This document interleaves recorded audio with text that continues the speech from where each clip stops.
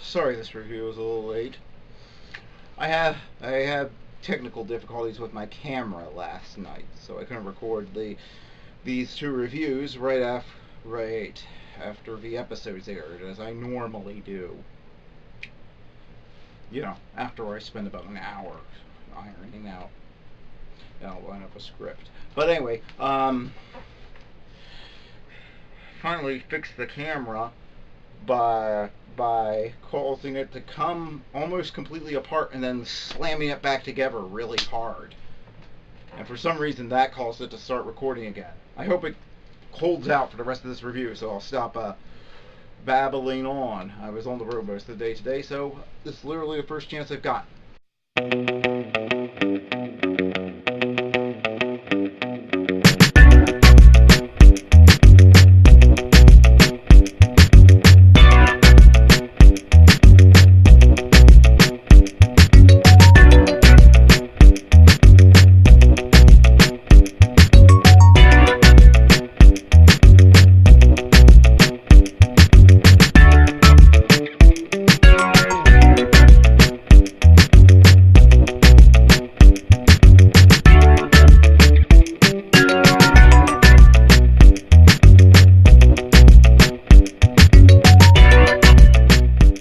The episode opens with a woman who has a pretty annoying voice, having the worst run of luck ever.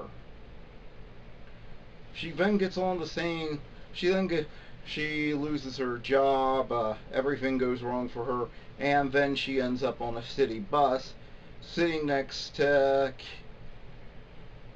Kilgrade.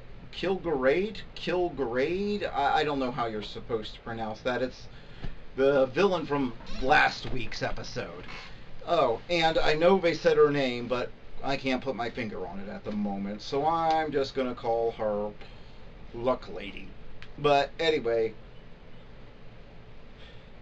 she's on it, and that bus turns out to be the bus that was it with the flat that was that was on the road right where the Flash came out of the Speed Force. It turns out we find out that there were 12 people on that bus.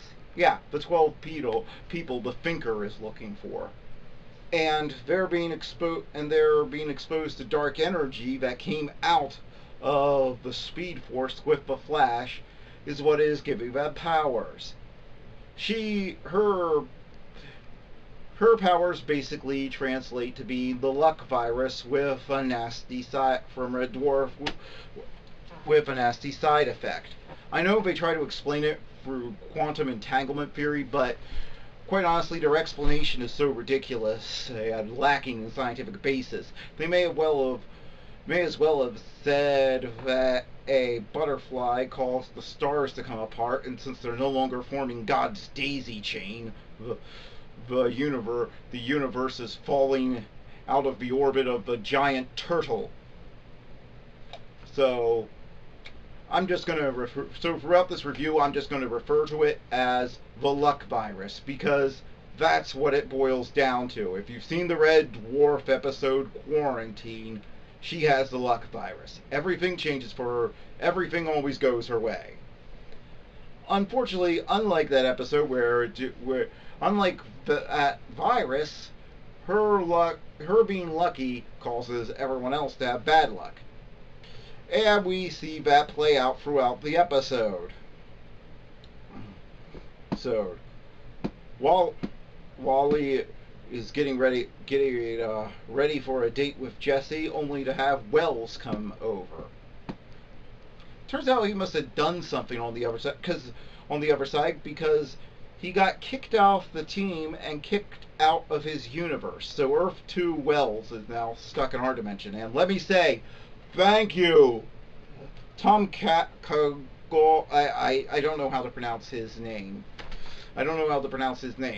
But he is a brilliant actor, and the scenes with him and Cisco just lift everything up. Even when Iris is being written annoyingly as a character, they help lift an episode up. So after 2 weeks of no Wells, thank you, we got Wells back. I would have preferred to see whatever type of Wells he could pull from another dimension. The actor could have pulled out of his hat next, since he seems to be brilliant at finding different interpretations of the character. But this is good. But seeing the return of Earth 2 Wells with all his arrogance is good too. Yeah. And he tries to play a message sent for Wally by Jesse, but it doesn't work, and Wally then has to live through the world's most awful breakup ever as Wells personally delivers the message. Yeah. You know, she had sent him a flaming bag of dog turds, it would have been less awkward. The plumbing is going nuts in Joe's house, making sounds that makes Clarice. I don't know, the DA he's engaged to. Anyway, I think it's Clarice. But anyway, that makes Clarice want to move. Yeah. They leaking, making noises, everything. The venue and the backup venue for Barry and Iris's wedding for both either they get kicked out of or they burn down. Yeah. Not good.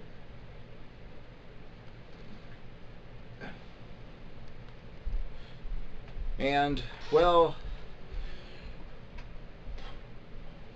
Barry tries to stop Luck Lady from robbing a bank, only to fall on a bunch of marbles, in a scene that's oddly reminiscent of one from the 90s Flash series. Oddly enough, Iris isn't completely annoying in this episode, and she's being reasonable. In fact, she's back to being her old season 1 and 2 self, pretty much.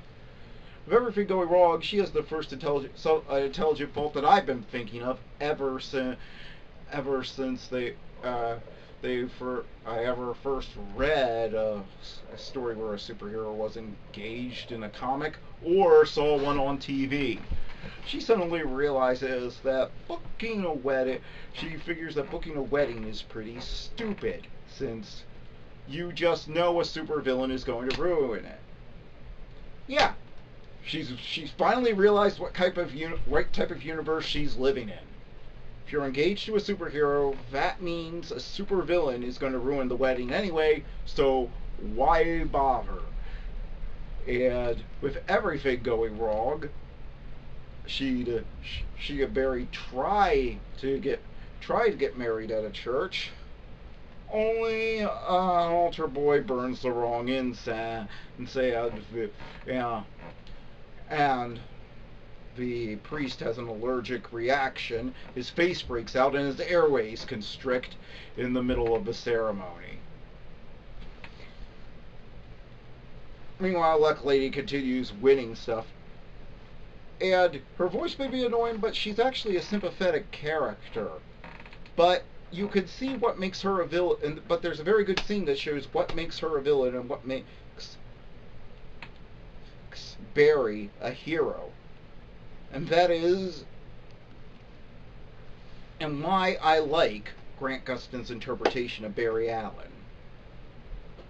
Because he has fun with the role, but he can also pull off the serious bits, and I believe that it's all one organic character.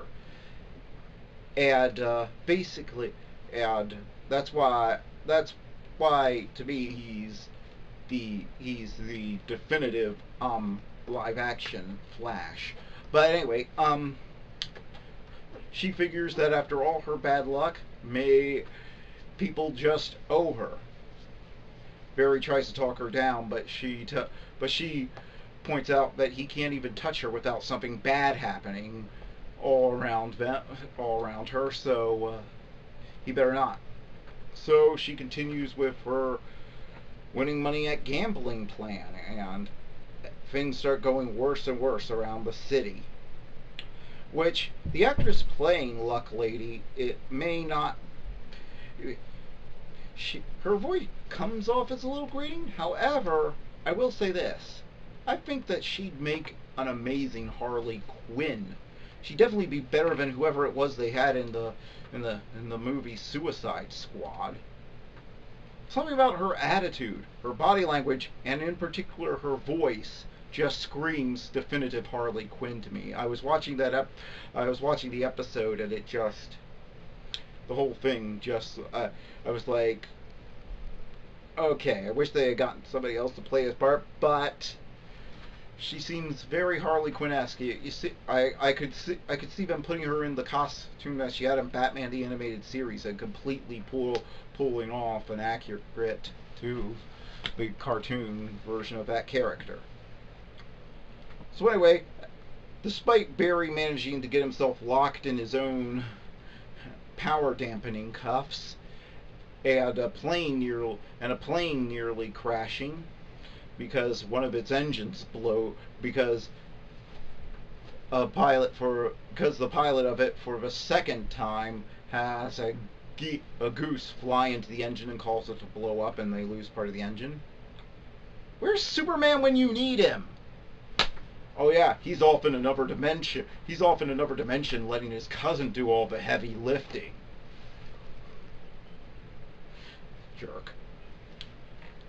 They managed to get Luck Lady in prison, but I'm not sure how long that'll last. They managed to use the particle accelerator to get rid of her powers, but I have a feeling they'll be coming back. So Wells joins the team, but